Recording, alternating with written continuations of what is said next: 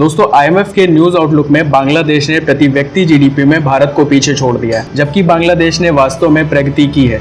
इसकी छोटी आबादी इस मीट्रिक को ऊपर उठाने में मदद करती है और क्या मायने रखता है, क्या हो सकता है। तो चलिए दोस्तों बात करते हैं कि आखिर बांग्लादेश जैसे देश को, जिसको पूरी दुनिया बोला करती थी कि वो बांग्लादेश जो इतनी परेशानी से गुजरा है, वो आगे चल के ग्रो कैसे कर पाएगा। लेकिन आज ऐसा क्या हुआ कि आज धीरे धीरे काफी ज्यादा ग्रो कर चुका है। दोस्तों आपको पता ही होगा कि कुछ टाइम पहले ऐसे वर्ड्स सब चीन के लिए बोला करते थे, लेकिन आज चीन कहाँ पहुंच चुका है ये तो हम सभी जानते हैं। लेकिन फिलहाल आज के इस वीडियो में हम बात कर रहे हैं कि बांग्लादेश आखिर ऐसा क्या कर रहा है कि वो आज इतना जल्दी आगे बढ़ चुका है। दोस्तों वीडियो को एंड तक जरूर देखिएगा, क्योंकि आज मैं बात करूंगा पूरी डिटेल में। और चैनल पर नए हो तो चैनल को सब्सक्राइब कर लेना, बेल आइकन को प्रेस जरूर करना, ताकि जैसे ही हम अपनी नई वीडियो अपलोड करते हैं तो आपको नोटिफिकेशन मिले सबसे पहले।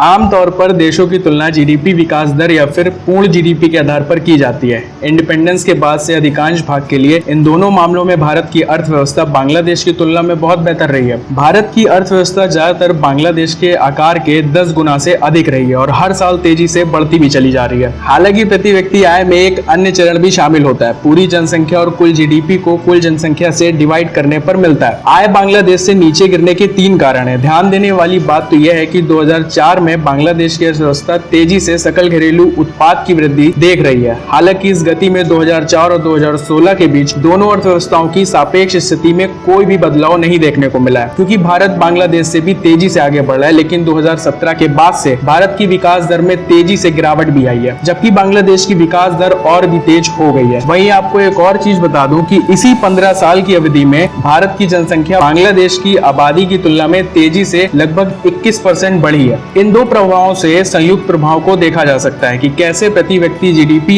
कोविड-19 हिट चार्ट की काफी हद तक बंद हो गया था। 2007 में बांग्लादेश की प्रति व्यक्ति सकल घरेलू उत्पाद भारत की तुलना में केवल आधा था, लेकिन यह वैश्विक वित्तीय संकट में ठीक पहले था। यह 2014 में भारत का लगभग 70% था और यह अंतर पिछले कुछ वर्षों में तेजी से बंद हो चुका है। सबसे बड़ा कारण 2020 में दो अर्थव्यवस्थाओं पर कोविड-19 का सापेक्ष प्रभाव था। जबकि भारत की जीडीपी में 10% की कमी होने की उम्मीद है, बांग्लादेश के लगभग 4% बढ़ने की उम्मीद है, जबकि भारत सबसे बुरी तरह प्रभावित अर्थव्यवस्थाओं में से एक है। बांग्लादेश उज्जवल स्थानों में से एक बन चुका है। आप यही सोच रहे होंगे कि क्या ऐसे पहले भी हुआ है? हाँ, 1991 में जब भारत एक गंभीर संकट के दौर में था और केवल 1% से ऊपर की वृद्धि हुई थी, बांग्लादेश की प्रति व्यक्ति जीडीपी भारत में आगे बढ़ गई थी। उसके बाद से भारत ने फिर से बढ़त बना ली। क्या आप जानते हैं इस बारे में? क्या भारत के फिर से बढ़त हासिल करने की उम्मीद है? हाँ, IMF के अनुमानों से पता चलता है कि भारत के अगले साल तेजी से बढ़ने की संभावना है और सभी संभावनाओं में से फिर से भारत आगे बढ़ सकता है। लेकिन बांग्लादेश की कम जनसंख्या वृद्धि और तेज आर्थिक विकास को देखते हुए भारत को बांग्लादेश प्रति व्यक्ति आय के मामले में एक बराबर होने की संभावना आती है। बांग्लादेश का इतना तेजी से आगे बढ़ने का क्या कारण है, ये तो कह पाना मुश्किल है, लेकिन बांग्लादेश ने अपने देश को आगे बढ़ाने के लिए जो शुरुआत की महिलाओं के सशक्तिकरण से की, जो कि एक मेन कारण हो सकता है बांग्लादेश का आगे बढ़ने का। बांग्लादेश ने लड़कियों को शिक्षित करने और महिलाओं को घरेलू और सार्वजनिक दोनों क्षेत्रों में एक बड़ी आवाज देने की दिशा में महत्वपूर्ण कदम उठाए हैं। इन प्रयासों ने बच्चों के स्वास्थ्य और शिक्षा में सुधार किए हैं, जैसे कि बांग्लादेशियों की औसत लाइफ एक्सपेक्टेंसी अब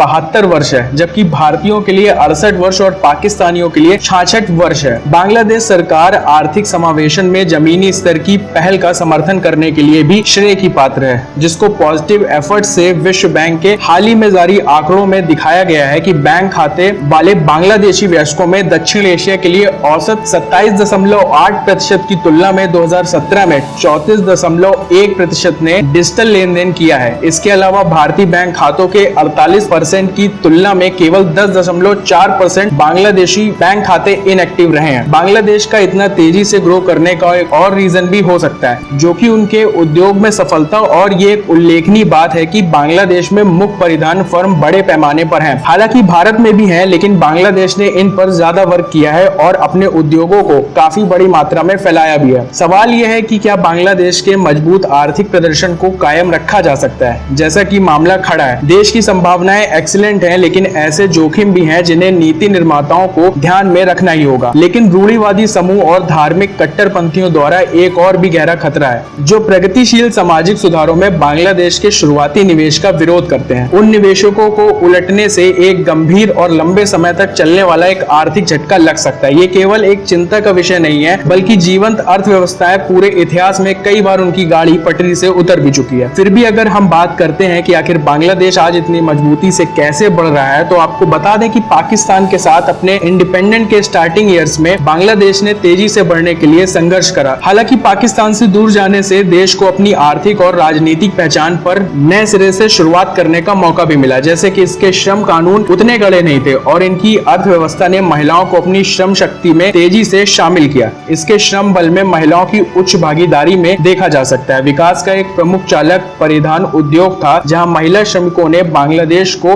वैश्विक निर्यात बाजारों में बढ़त दिलाई, जिससे चीन पीछे हट गया। यह भी मदद करता है कि बांग्लादेश की अर्थव्यवस्था की संरचना ऐसी है कि इनकी जीडीपी का नेतृत्व औद्योगिक क्षेत्र द्वारा किया जाता है, जिसके बाद सेवा क्षेत्र होता है, और दोनों क्षेत्र बहुत ज्यादा रोजगार पैदा करते हैं और कृषि की तुलना में आखिर लाभकारी भी हैं। दूसरी ओर भारत ने अपने औद्योगिक क्षेत्र को बढ़ावा देने के लिए संघर्ष किया है और अभी भी बहुत से लोग कृषि पर ही निर्भर हैं। अर्थशास्त्र से परे बांग्लादेश की उत्तरोत्तर तेज विकास दर का एक बड़ा कारण है कि विशेष रूप से पिछले 2 दशकों में इसने स्वास्थ्य, स्वच्छता, वित्तीय समावेशन और महिलाओं के राजनीतिक प्रतिनिधित्व जैसे कई सामाजिक और राजनीतिक मुद्दों में सुधार किए हैं। जैसा कि ये सारे एग्जाम्पल बताते हैं कि बांग्लादेश को कट्टरवाद से उत्पन्न जोखिमों के बारे में सतर्क रहने की आवश्यकता है। इन जोखिमों को दूर करने के लिए प्रधानमंत्री शेख हसीना की गहरी प्रतिबद्धता को देखते हुए सफलता की आशा करने का कारण है। उस स्थिति में बांग्लादेश एक ऐसे रास्ते पर होगा जिसकी सिर्फ 2 दशक पहले कल्पना नहीं की जा सकती थी, एक एशियाई सफलता की कहानी बनने की ओर में। दोस्तों, ये थी कुछ बातें जिनकी तरफ बांग्लादेश काफी बेहतर तरीके से काम कर रहा है और धीरे धीरे अपने देश को मजबूती के साथ आगे बढ़ा रहा है। इस वीडियो के थ्रू मैं कोई कंपैरिजन नहीं करना चाहता हूँ कि इंडिया बेस्ट है, पाकिस्तान बेस्ट है या फिर बांग्लादेश बेस्ट है। बस ये बताने और एक्सप्लेन करने की कोशिश की है कि कैसे बांग्लादेश इन सारी चीजों पर वर्क करके कैसे ग्रो कर रहा है। दोस्तों, उम्मीद करता हूँ कि आपको वीडियो पसंद आई होगी। कमेंट्स में अपनी राय जरूर बताएं, वीडियो को लाइक करें, शेयर करें, और हाँ, हमारे वीडियो के थ्रू अगर आपको कोई नॉलेज मिली हो तो दोस्तों चैनल को सब्सक्राइब किए बगैर मत जाइएगा। मिलते हैं नेक्स्ट वीडियो में।